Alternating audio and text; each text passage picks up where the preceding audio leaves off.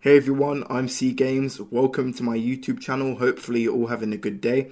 In today's video, we're going to take a look at the top 10 smartest things Kraven the Hunter did during the story of Marvel's Spider-Man 2. Hopefully you go on to enjoy the video. If you do, leave a like, as I always appreciate it. And with that said and out of the way, let's get started. Please note there are major spoilers pertaining to Spider-Man 2's story.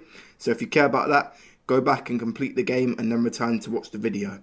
Let's begin. At number 10, a pretty simple one, we have tricking the hunter during the opening of the game, where basically Kraven is hunting down a rival hunter in the jungles, presumably South America, where he tricks the hunter by placing a decoy coat, causing the hunter to stab at it, not realizing Kraven is right behind him. Kraven's able to gain the upper hand and strangle the hunter to death. A pretty simple one. I dubbed this number 10 because it's not exactly intelligent, but it is also smart that he's able to use a decoy to trick and deceive the hunter long enough to gain the upper hand. So that's number 10, not one I need to go into much detail on. Tricking the hunter. At number 9, we got intercepting the prison transfer. This happens at the beginning of the game as well, where a prison transfer is moving two supervillains, Martin Lee, Mr. Negative, and Mac Gargan, also known as Scorpion. Kraven and his hunters decide to intercept the prison transfer to capture the villains. Now, I'm just saying, intercepting a prison transfer surely is no joke, and it must take intelligence to plan it. And even whether it's Kraven or his militia group that plan it, it still is intelligent they're able to pull it off nevertheless. So that's why at number 9 we got intercepting the prison transfer. A very intelligent move by Kraven. At number 8 we got avoiding Scorpion's poison. This happens after the prison transfer, where Kraven is able to hold Scorpion and Mr. Negative hostage. He studies both of them for weaknesses pertaining to their powers, and he manages to avoid Scorpion's poison by flying out to Raiti, which is the second largest island in the French Polynesia, in order to retrieve a rare flower called the Tiara Apatai. A real life flower, by the way, guys. It has the ability to block out most poisonous plants and substances, including Scorpion's poison, which is why it's ideal. Kraven gets it and then conjures up an antidote. And you can see during the fight between Kraven and Scorpion, where Kraven is stabbed by Scorpion's stinger, he doesn't feel any effects from the poison. And this is an extremely intelligent move on his part, as he doesn't feel any hallucinations or side effects taking hold. It just defines his intelligence and how he's able to adapt for situations. And this is what leads to him overpowering Scorpion and killing him.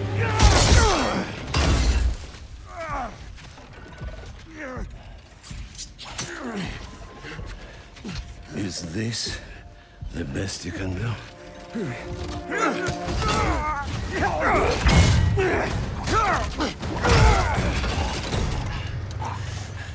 They said you were a killer.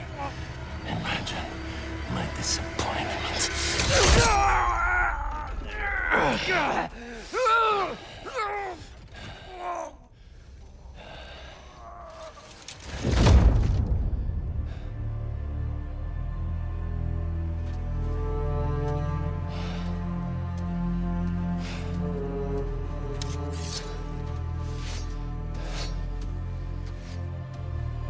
At number 7, we got learning the weakness of the symbiote and exploiting it. During the mission, the flames have been lit. Peter goes to confront Kraven at his chapel, and upon having a quick fight, Peter tosses Kraven into a bell, which ironically is the weakness of the symbiote, the suit he's wearing, which is actually an alien parasite. Kraven notices the weakness pretty swiftly though, which I think is, we're now diving into the more intelligent maneuvers of Sergei Kravinoff. And this is, he instantly looks at Peter, you can see his reaction, he just knows within a split second how to counter him, and then he ticks the bell, causing a great reaction. So this is number 7, learning of the symbiote's weakness and then exploiting it. He does the same thing later. After realizing the bell weakens him, he takes it back to his mansion where he restores it for later use. And when they end up fighting again, he would end up doing the same thing. Man, I sense a beast.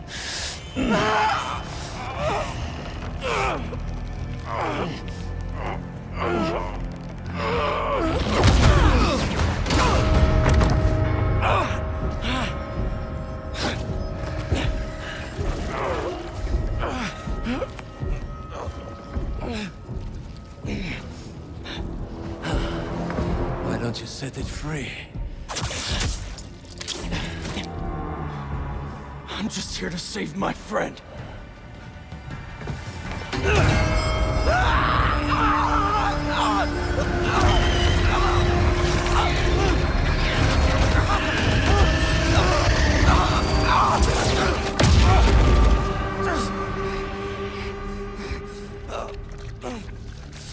We'll finish this later.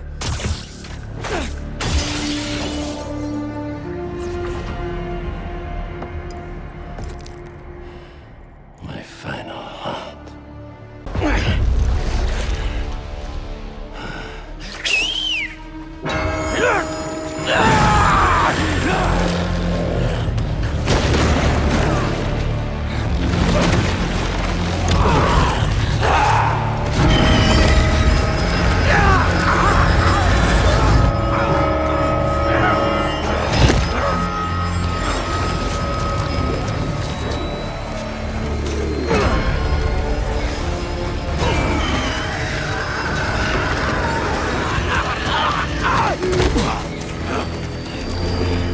At number 6, we have Kraven weakening his enemies. And what I mean by this is there's 2 occasions that spring to mind. The first is when he beats Miles Morales. He puts Miles in his arena to face off against Mr. Negative. After doing so, Miles is already weakened, but he takes the opportunity to let Mr. Negative go. Then Kraven would send his guards after Miles to restrain him, and after Miles deals with them, then Kraven takes the opportunity to beat him. Kraven's real intentions were to tire out Miles from the very start. He set Mr. Negative on Miles, and after Miles beats him, he then sets his guards on Miles, where he again beats them. And then after Miles is tired and cannot go on anymore, that's when Kraven takes the opportunity to beat Miles off screen. And it ties into the second instance of him weakening his enemies, and that is when Peter shows up to save Miles. Kraven puts him in a cage, and the whole reason Kraven even beat Miles was so he could display him on the cage above, causing Peter to be enraged and smash up the cage. And obviously Peter would be extremely tired from having to break through a cage that apparently, quote unquote, Kraven deemed unbreakable. So that's 2 instances right there of Kraven weakening his enemies. It's wrong, it's immoral, but it is very intelligent. And that is another thing that Kraven is demonstrating here. At number 5, we have Kraven enraging his enemies. And this one is probably going to seem a bit cheap since I just spoke about weakening. But let me elaborate, because it does fall into the same category to a degree as weakening. When you enrage your opponents, they're going to fight sloppy, but also with more malice and more strength. And that is what Kraven is going for. As an old man, a 69-year-old dying of cancer, stage 4 cancer, Kraven's looking for the perfect foe to kill him before cancer can ravage him to the point he cannot do anything. That is why he seeks an opponent and targets all the villains, because they are prone to kill him more likely than a superhero would. That's until Peter gets the black suit and he becomes Kraven's prime target. Anyways, after, just like I established before in the prior scene, where Peter's in the cage and Kraven is enraging him, he's pretty clever. He studies, when you look inside his lair when finding out about his cancer, you can find psychology books which emphasize that he, to a degree, is very intelligent and knows human emotion. I mean, why would he not know emotion? As a hunter, surely you're going to study the psychology and mindset of your prey. Nevertheless, he angers Peter to the point where he breaks the cage free, emphasizing how intelligent he is.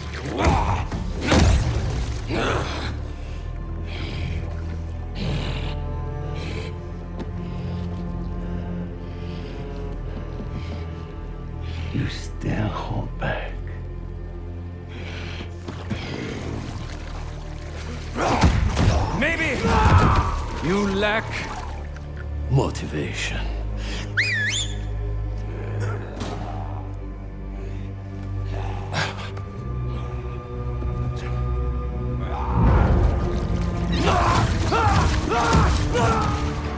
Now you're in for it.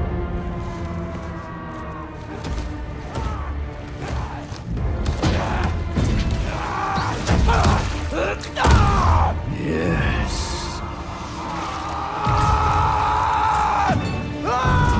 There you are.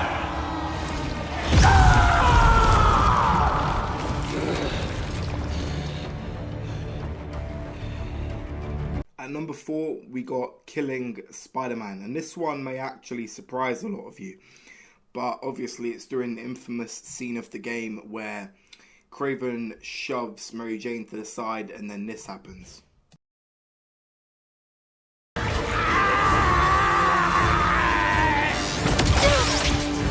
MJ!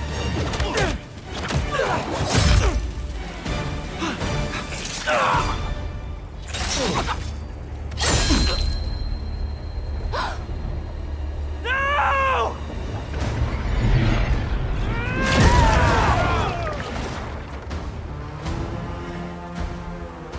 Not as venomous as they say. And judging from the fact that apparently Peter's vision is impaired and he can't breathe, it would lead me to believe the blade in some ways was poisoned.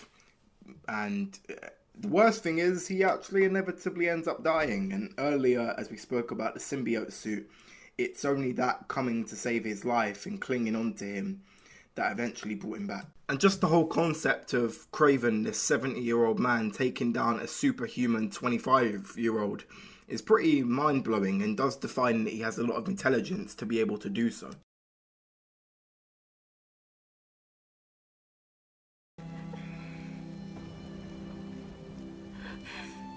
No. No. You gotta stay awake, buddy. Wait.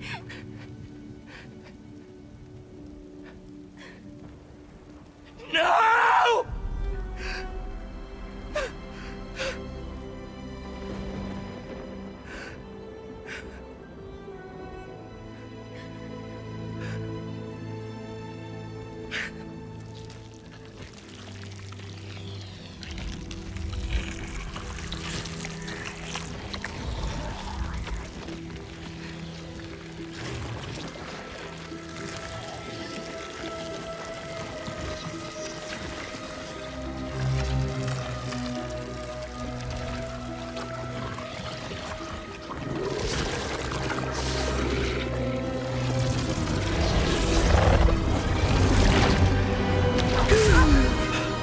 What happened?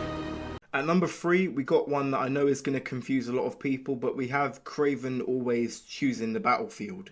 And you may not know what I mean by this, or just choosing the location.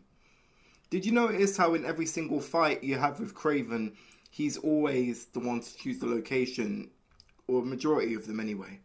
The first time is when Peter fights him for the first time that we just discussed and he got stabbed and killed. That was in the zoo, Kraven's choice of location. The second time is the church, which we also discussed, Kraven's choice of location. The third time, the mansion, where Miles was abducted and then Peter was put in a cage. Again, Kraven's location. Finally, Times Square, which isn't really Kraven's location, but he lured Venom there. Like, he lured Harry and Venom there, the symbiote there. So, technically speaking, he chose a majority of the places where he has his fights. Why is that intelligent? He's always got the upper hand. He always sets the scenery. In the instances such as the mansion, he had the bell there to weaken the symbiote suit and give him an advantage over Peter. And at Times Square, well, it's not really much of an advantage, and he didn't really intend for this fight to be there, but it happened to be there by his luring of Venom. But yeah, and as for the church scene, it's a location he chose. Maybe not for the bell at first, but it did give him a big advantage. I think for the church scene, it was more or less a dark, open space where he was able to hide for cover. Something you see him doing at the start when he's able to knock Peter back and forth. Because for whatever reason, the spider sense mechanic does not work in this game. Anyways, at number 2, we have forming the Hunter militia group. And whether you think, I don't think this requires a lot of explanation, to be honest, guys. But forming a big multinational mercenary group, teaching them your skills and all of that is very intelligent. Even if he uses this group for a myriad of bad crimes and horrendous things, he's still, the fact Kraven managed to form such a big multinational group really defines his intelligence, in my opinion. And that's all I'm going to say on the matter. But I regard it number 2 just because of how impressive a feature this is that he's done. How impressive a skill it is to be able to, recruit all of these mercenaries and people from different backgrounds and different countries, all for your cause, is pretty intelligent and impressive, to say the least. At number 1, in my opinion, the smartest thing Kraven is able to do in the game is achieve his wish, which is to die before he can die to cancer, have an enemy kill him. Why do I say this is smart? To some, this would seem extremely stupid and make me extremely stupid to even state this as number 1. But the fact is, not many villains in Spider-Man, or just villains in general, antagonists, get what they're looking for. So the fact Kraven does just proves that his intelligence went a long way to get him there. And this is kind of the end result of a kind of an amalgamation of all things, all the prior things that we've spoken about, all of his prior smart moves have all kind of come together to give him what he wants, which was a death worthy of him. As weird as a motivation as it may seem, at least it's a motivation and he gets it. He gets what he wants, which typically no villain would. So, props to Kraven for that. And that is why it sits as my number 1 on the list for the smartest things Kraven did. And at number 1, it is getting what he wants. Your followers treat you like some kind of god! But you're just a dying old man, looking for a way out! So you know then? Then you know I will not die in a sickbed! Only an equal may taste my last breath! Rip me apart and parade your achievement to the streets! Come! Do not hold back! Thank you.